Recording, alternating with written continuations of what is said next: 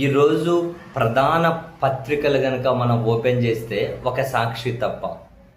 ఎందుకంటే సాక్షికి ప్రభుత్వం అడ్వర్టైజ్మెంట్ ఇవ్వడం లేదు కాబట్టి ప్రభుత్వ అడ్వర్టైజ్మెంట్ ఏది సాక్షిలో కనిపించదు. మిగిలిన అన్ని పత్రికలు కనుక చూస్తే ఫ్రంట్ పేజీలో ఒక పెద్ద అడ్వర్టైజ్మెంట్ అదానీ డేటా సెంటర్, అదే జగన్మోహన్ రెడ్డి గారి హయాంలో వచ్చింది కదా. ఇప్పుడు గూగుల్ భాగస్వామ్యంతో దాన్ని ఎక్స్పాండ్ చేస్తూ ఉన్నారు. అదానీ డేటా సెంటర్ వస్తుంది, సో అభివృద్ధిని పరుగులు పెట్టిస్తూ ఉన్నాం డేటా సెంటర్ వస్తే. అండ్ ఏఐ అని రకరకాలుగా పెద్ద అడ్వర్టైజ్మెంటు ప్రభుత్వం వాళ్ళు చేస్తున్న అభివృద్ధి గురించి చాలా గొప్పగా అందులో రాసుకుంటూ వచ్చారు. ప్రభుత్వ పెద్దలు వాళ్ళ ఫోటోలు వేసుకొని దాదాపు అన్ని పత్రికల్లో ఫ్రంట్ పేజీలు ఇదే కనిపించింది. ఆ పేజీ ఇట్లా తిప్పుతానే, ఇమ్మీడియట్గా ఇట్లా తిప్పుతానే ప్రతి పేజీలో ఇంక్లూడింగ్ తెలుగుదేశం పార్టీ కరపత్రికల పేజీల్లో కూడా కనిపించే ఫోటోలు ఏంటి తెలుసా? డీజిల్ కోసం, పెట్రోల్ కోసం జనాలు బార్లు తిరుగుతూ ఉన్నారు. పెట్రోల్ డీజిల్ కోసం జనాలు ఎండకు ఉండి తాళలేక కొందరు సొమ్మసిల్లి పోయిన ఫోటోలు కనిపిస్తూ ఉన్నాయి. ఇంకా వాళ్ళు ఉండలేక మొత్తం వాళ్ళ చేతిలోని ట్యాంకులు క్యూ లైన్లో పెట్టిన ఫోటోలు కనిపిస్తూ ఉన్నాయి. సో భలే గమ్మత్ అనిపించింది.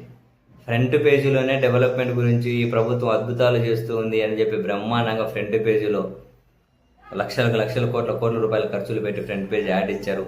సీన్ కట్ చేస్తే పెట్రోల్ డీజిల్ కోసం జనాలు రోడ్ల మీద అల్లాడిపోతూ ఉన్నారు. ఒక పక్కేమో డెవలప్మెంట్ అని హైయన్లో మాట్లాడుతున్నారు, మరొక పక్క పెట్రోల్ డీజిల్ కోసం జనాలు ఇట్లా ఉంది పరిస్థితి. ఏ కోణంలో చూడాలి? ప్రజాధనంతో ఫ్రంట్ పేజీలో ఇచ్చినటువంటి లక్షల కోట్ల విలువైన ఆ యాడ్లో పదాలను చూడాలా? నెక్స్ట్ పేజీలోనే ప్రజల కష్టాలు పెట్రోల్ డీజిల్ పంపుల దగ్గర కనిపిస్తూ ఉన్నాయి. దాంతో ముడిపడి ఉన్న నిత్యావసర సరుకులు పెరిగిపోతున్నాయని, జనజీవనం ఇబ్బంది అయిపోతుంది అని,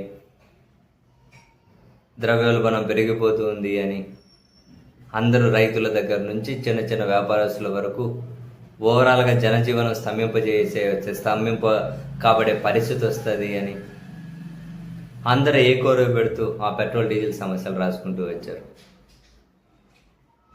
అద్భుతమైన డెవలప్మెంట్ గురించి మాట్లాడే సర్కార్ పెట్రోల్ డీజిల్ సమస్యలు కానీ తీర్చలేకపోతే బాగోదు కదా. ఇది ఖచ్చితంగా ప్రభుత్వ వైఫల్యమే. ఇటువంటి పరిస్థితి వచ్చింది మేం కాదు కారణం వాళ్ళు, వచ్చింది మేం కాదు కారణం చమురు కంపెనీలు, అధికారులు, ఈ మంత్రిత్వ శాఖ, ఇట్లా కుదరదు కదా. మంచి జరిగితే మాత్రం మొత్తం మన అకౌంట్లో వేసేసుకొని ఇట్లా ఏమన్నా కనుక వైఫల్యం కనిపిస్తాను ఎవరెవరి మీదకు తోసేస్తామంటే ఎట్లా కుదురుతుంది?